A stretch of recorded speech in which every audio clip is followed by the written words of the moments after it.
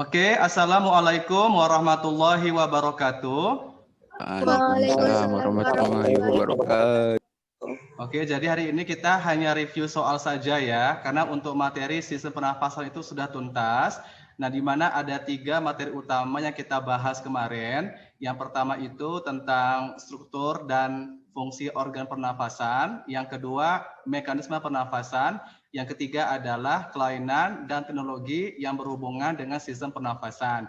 Jadi sebetulnya untuk materi sistem pernafasan itu sudah tuntas atau sudah accomplished. Dan hari ini kita hanya review soal saja ya.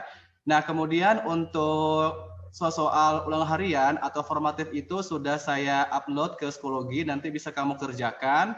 Ada 20 soal pilihan berganda dan kamu bisa mengerjakan sebanyak 2 kali atau 2 attempts. Oke?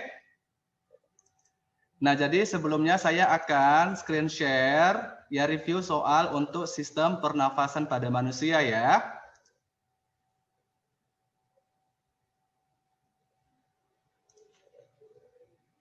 Oke, materinya belum saya masukkan ke ini USB sebentar ya.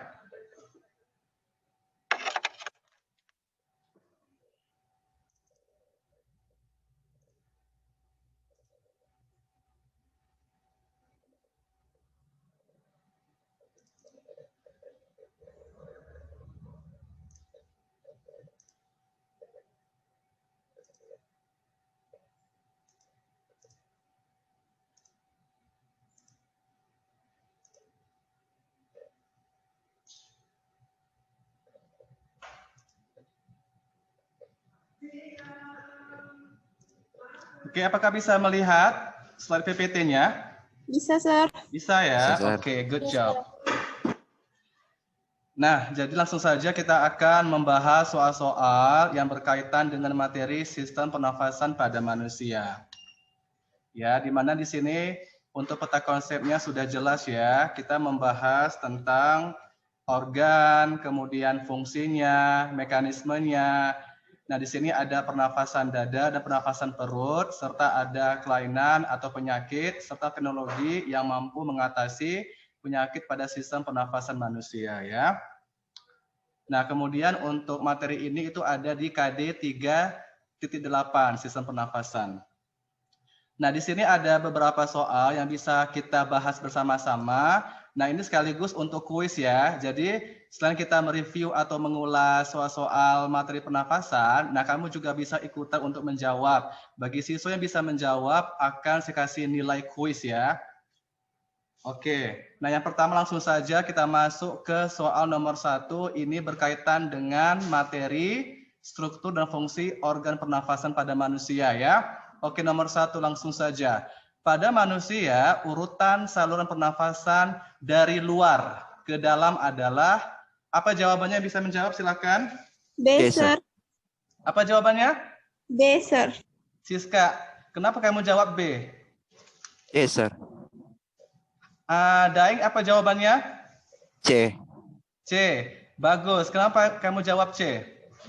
Seharusnya faring dulu, Sir, bukan laring. Bagus. Mantap ya. Betul jawabannya adalah faring dulu baru laring ya. Faring, laring, trakea, bronkus, baru alveolus. Bagus. Daeng Hadi dapat nilai 100 ya untuk kuis. Nah, next question, pertanyaan nomor 2. Otot diafragma berkontraksi, rongga dada membesar, dan tekanan udara di rongga dada mengecil. Berdasarkan keterangan di atas, fase yang sedang terjadi adalah, apa jawabannya? Gampang ya. Mekanisme pernafasan, ada fase pernafasan dada dan perut, ada inspirasi, ada ekspirasi. Nah, silakan dijawab. Nomor 2, apa jawabannya? A, Sir. Siska, apa jawabannya Siska? Jangan tebak-tebakan ya, harus kalian pikirkan dulu jawabannya, baru boleh kalian jawab. Riyadi, apa jawabannya? C, Sir. C, apa alasannya? Ayo silakan dijawab, alasannya apa? B, Sir. Salah bilang, Sir. Salah bilang B, Sir. B, kenapa B? Ayo, C, Otot sir. diafragma berkontraksi, C. rongga dada membesar, tekanan udara di rongga dada C, sir. jelas. Apa jawabannya? C. C, bagus. Jawabannya adalah inspirasi pernafasan perut. Betul kan? Jelas. Berhubungan sama pernafasan perut. Di situ otot yang terlibat adalah diafragma. Jelas ya? Kalau pernafasan dada, otot yang terlibat adalah apa? Tulang rusuk, Sir. Tulang rusuk. Bagus. Jelas ya, jawabannya adalah C ya. Berkontraksi. Kalau dia ekspirasi pernafasan perut, itu otot diafragmanya seperti apa? Kontraksi atau relaksasi? Relaksasi, Sir. Relaksasi. Bagus Said ya. Jelas ya, anak olimpiade ya, tahu jawabannya. Nah, kemudian kalau di sini inspirasi pernafasan dada, itu apa yang berkontraksi?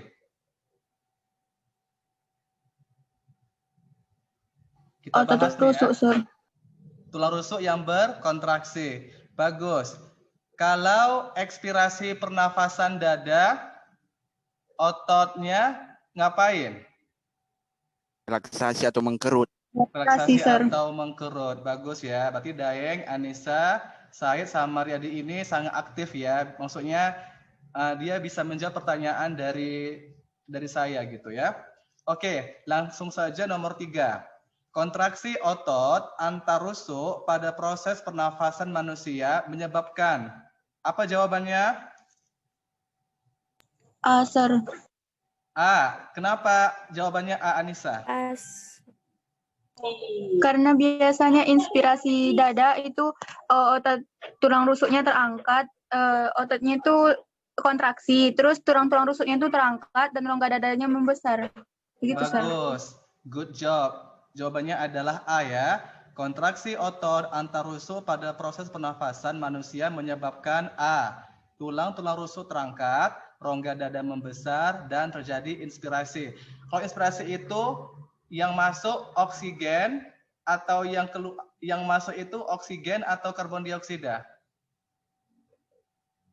Oksigen, sir. Jelas ya, oksigen yang masuk, yang keluar adalah karbon dioksida dan uap air. Jelas ya. Saya tuh maksudnya ngasih sesuatu yang walaupun simple, tapi apakah kamu masih fokus dengan pertanyaannya atau materinya ya? Oke, bagus. Ini masih mengulang-ulang materi kita. Oke, selanjutnya pertanyaan nomor 4. Sir. Sir. Sir. 4 jawabannya adalah bagus. Di bawah ini adalah beberapa pernyataan tentang mekanisme pernafasan. Yang benar adalah E, ya. A dan C. A itu adalah otot antar tulang rusuk berkontraksi, tulang rusuk naik, volume dada membesar, tekanan udara menurun dan udara akan masuk. Ini namanya apa nih? Apa nama mekanismenya? Fase Inspirasi. Fase inspirasi pernafasan dada. Bagus. Kalau yang C ya, otot antar tulang rusuk kendur, tulang rusuk turun, volume rongga dada mengecil, tekanan bertambah, akibatnya udara keluar. Ini apa namanya? Fase apa? Ekspirasi pernapasan dada. Bagus sekali Daeng. Fase ekspirasi pernafasan dada. 100% your answer is right. Good job ya. Oke, pertanyaan nomor 5 ya. Nah, di sini di bab habis sama si Daeng ini ya, coba yang lain ya, harus aktif menjawab. Seseorang yang sedang tidur akan selalu melakukan pernafasan perut. Hal ini terjadi karena apa jawabannya? Jelas ya? Coba dianalisis dulu pertanyaannya, baru boleh kalian jawab. Apa jawabannya? What is the correct answer of this question? C, sir. C, sir. Monica, apa jawabannya? C, sir. Alasannya apa, Monica? Karena memang pada waktu kita tidur kan punggung kita tertekan, sir. Jadi pada waktu itu pernapasan yang bekerja itu pernapasan apa, sir? Antar tulang rusuk. Nah, betul jawabannya C ya. Nah, jelas lah. Kita kalau tidur tuh terlentang atau telungkup? Terlentang kan? Nah, otomatis yang ada di depan itu Tulang rusuk atau tulang perut atau tulang punggung yang tertekan? Perut, Sir. Yang tertekan tulang punggung, Sir. Bagus, yang tertekan adalah tulang punggung. Sehingga, nah, seseorang yang sedang tidur akan menggunakan pernafasan perut. Jelas, karena dia tidak mungkin menggunakan pernafasan dada, kan? Bisa sesak nanti. Jelas ya? Nah, jadi saat tidur, punggung akan tertekan sehingga sulit menggunakan pernafasan dada. Nah, biasanya kalau tidur itu menggunakan pernafasan perut. Kalau bernyanyi, pakai pernafasan apa yang paling bagus? Dada atau perut? Perut, Sir. Jelas. Kalau guru vokal itu biasanya menyarankan kepada penyanyi pemula atau orang-orang yang suka bernyanyi itu lebih bagus menggunakan pernafasan perut. Kenapa? Supaya suara itu lebih bagus. Nah, namun kalau penyanyi itu menggunakan pernafasan dada, apa yang akan terjadi? Maka suara akan cepat rusak dan cepat capek. Jelas ya, kalau tidur, bernyanyi itu menggunakan pernapasan perut. Bagus ya. Oke, pertanyaan selanjutnya nomor 6. Rangsangan yang mengatur cepat lambatnya gerakan pernafasan adalah. Ini paling gampang ya pertanyaannya. Apa jawabannya? Jelas. Aulia Rahman, apa jawabannya? Rangsangan yang mengatur cepat lambatnya gerakan pernafasan. Manakah jawaban yang benar? Which one is the correct answer? Rahmat Kurnia. Apa jawabannya? D, Sir. D. Kenapa D jawabannya? Apa jawabannya Aulia? D. Kenapa D jawabannya? Kadar oksigen dalam darah. Jelaslah. Nah, di sini namanya hemoglobin. Dia dapat mengikat oksigen dalam darah. Sehingga oksigen itu akan terdapat di dalam darah. Namanya oksihemoglobin. Bagus. Nah, kalau yang A, rangsangan saraf itu bukan jawaban yang tepat. Karena nggak berhubungan sama pusat saraf. Kemudian, hadut dalam darah. Kira-kira apa yang akan terjadi apabila air itu ada dalam darah kita? Maka akan terjadi yang namanya apa? Tahu? Apabila kita memiliki banyak air dalam darah, maka akan terjadi yang namanya biram ya. Nggak boleh kalau itu air ada dalam darah kita, apalagi karbon dioksida. Bagus, jawabannya adalah D ya, kadar oksigen dalam darah. Oke, selanjutnya nomor 7. Reaksi kimia proses respirasi adalah, apa jawaban yang tepat? Ayo, respirasi sel. Jelas nih ya. Di sini ada reaksi-reaksi kimia. Apa jawabannya Mustaqim?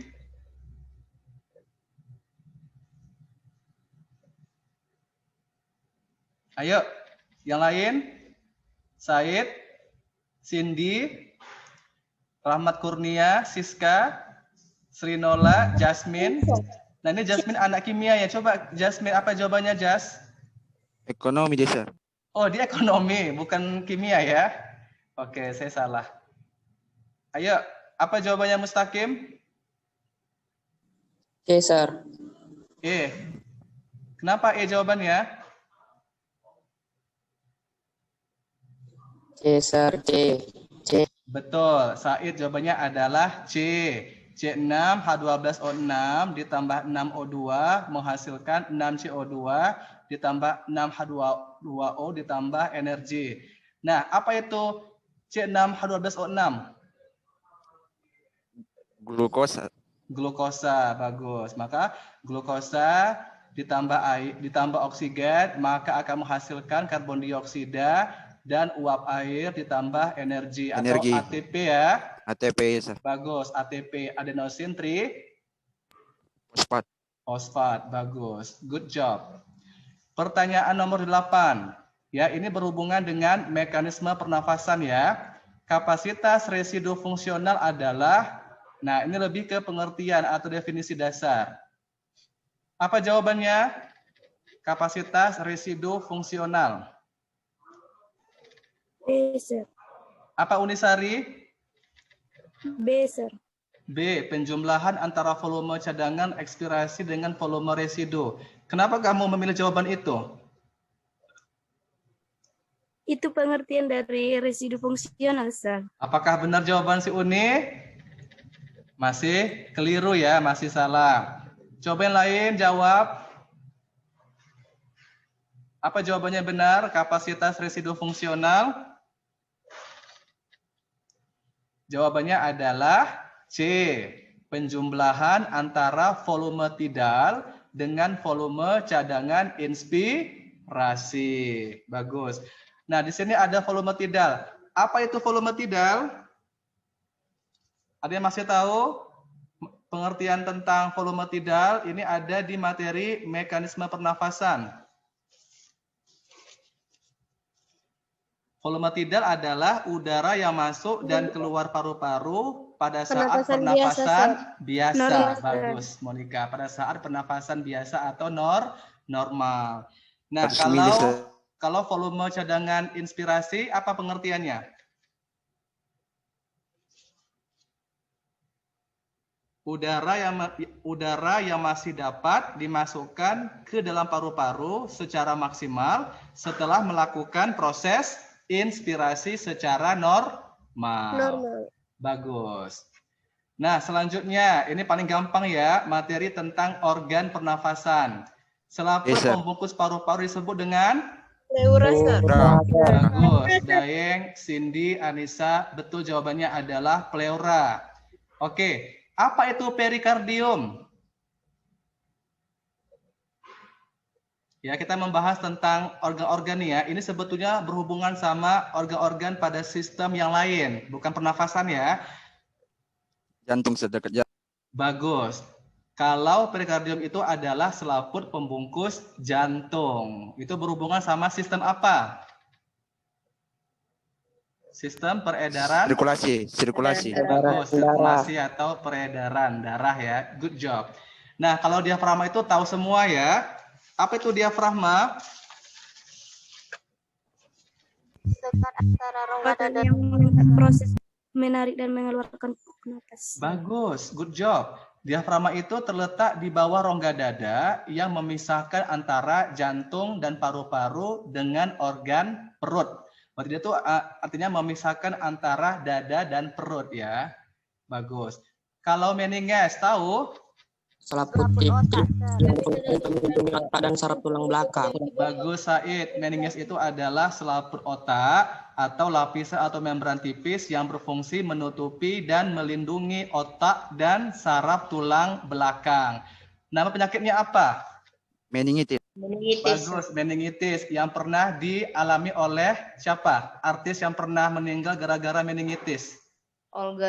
Olga Syahputra. Bagus Syakilah ya. Jadi Olga itu meninggal karena pembengkakan Meningitis. pada otaknya atau pada meningesnya ya. Good job, meningitis.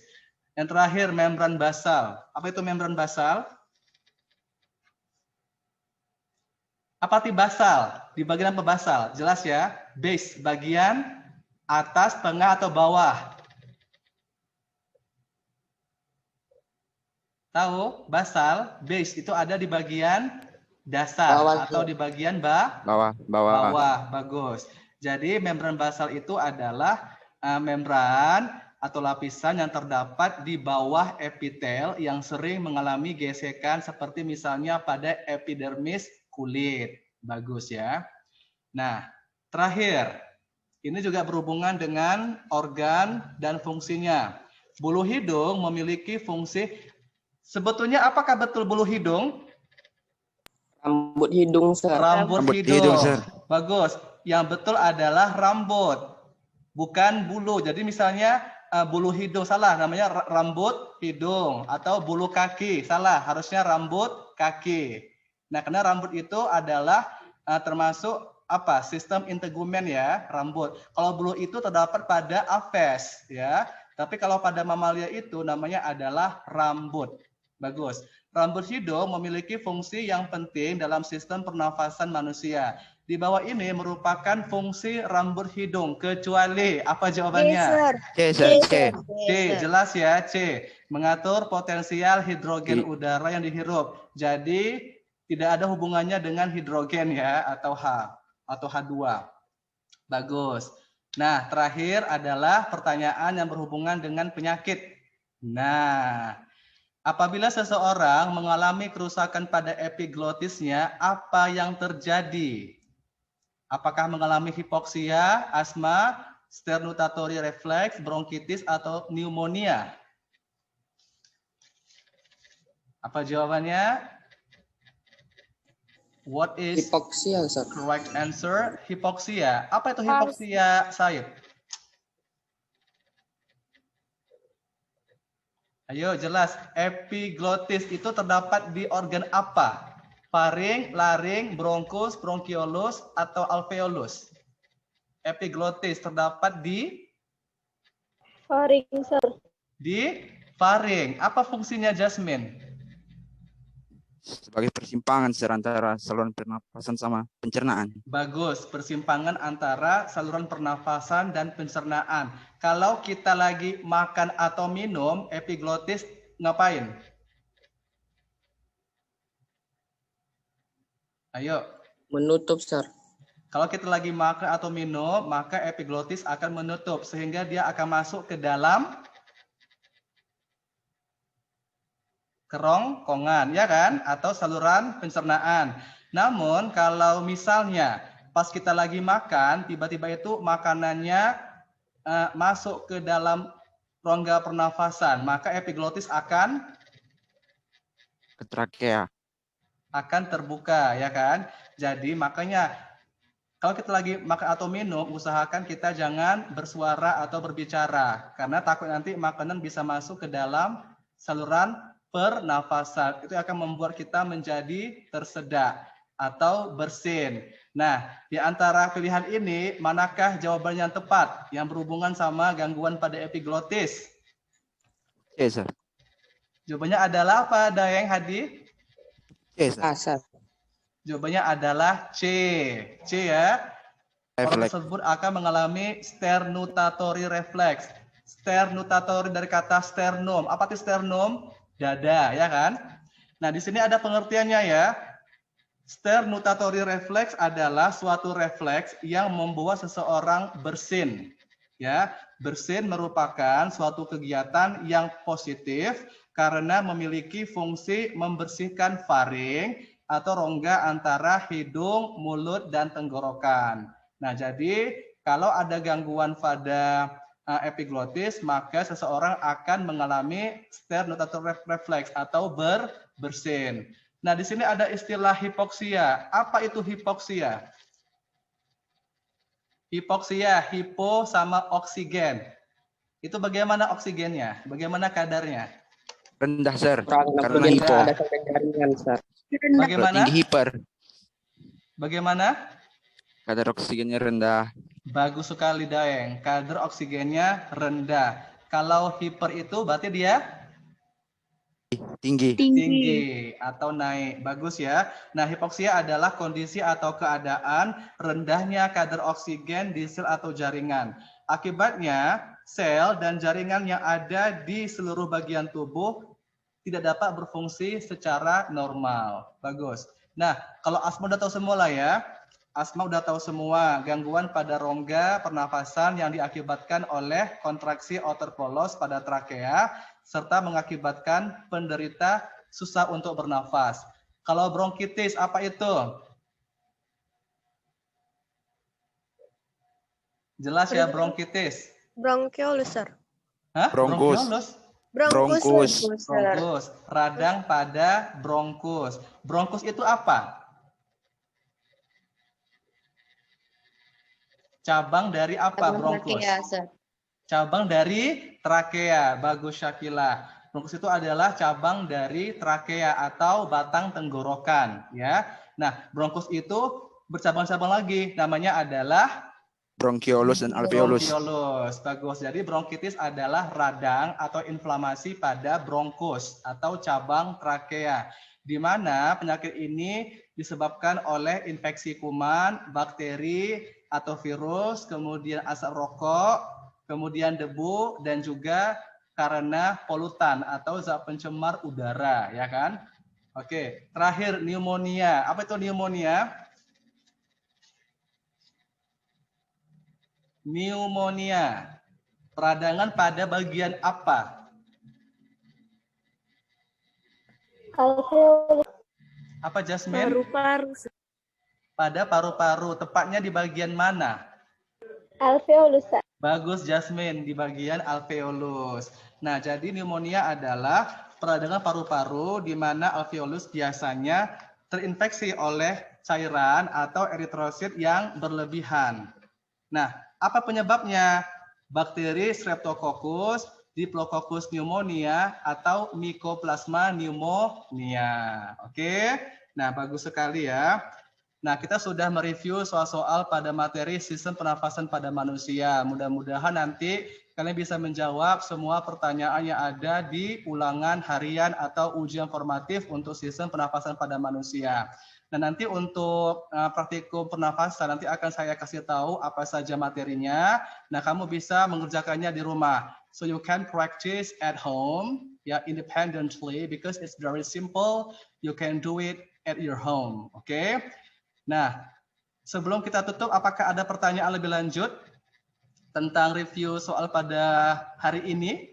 Do you have any responses or questions about our review today?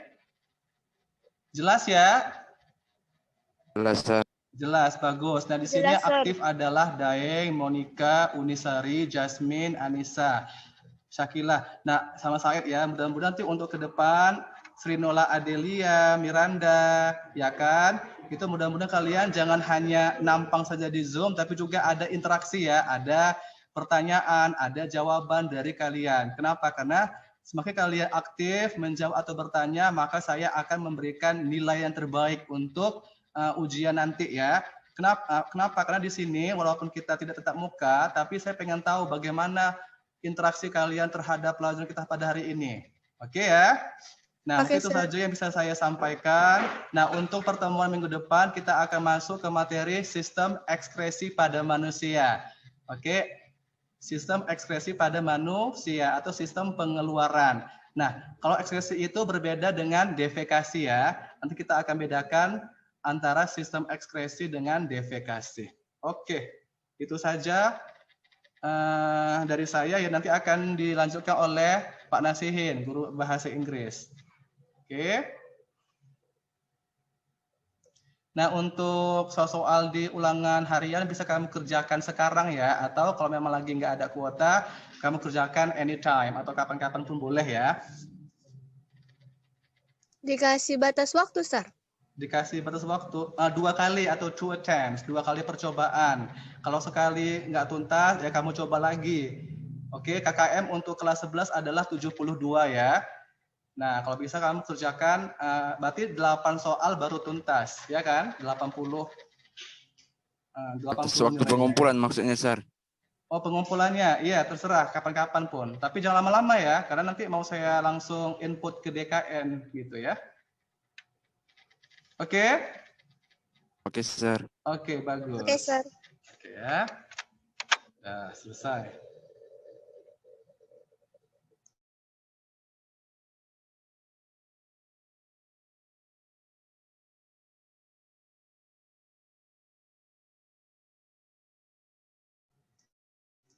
Oh ya, sebelumnya Bapak ingin bertanya nih, di sini kelas Avicenna siapa ketua kelasnya atau Said, Sir. moderator? Oh, Said. Said, bisa kamu buatkan grup untuk riset.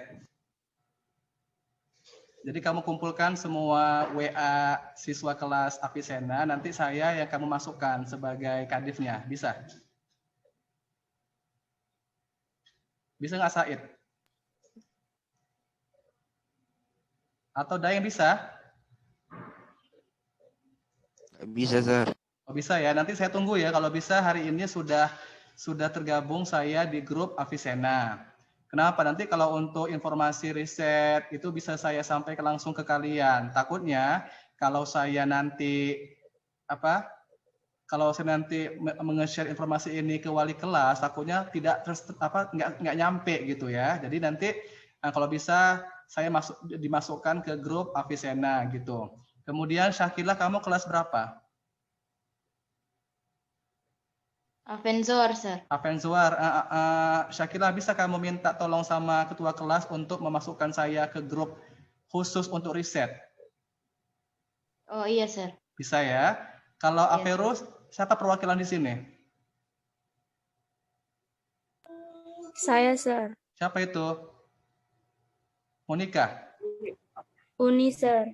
Uni, Averus. Bisa kan Uni? Bisa, Sir. Insya Bisa, Allah. oke. Saya tunggu hari ini atau besok paling lambat ya. Nanti buat di situ namanya grup riset ya, grup riset kelas 11 gitu. Nah, kemudian algoritma, siapa di sini perwakilannya? Riyadi, Sir. Riyadi, pas kali Riyadi ya. Kamu sampaikan sama ketua kelas, masukkan saya ke grup riset ya. Oke, terima kasih. Nah, hari Sabtu nanti akan ada riset.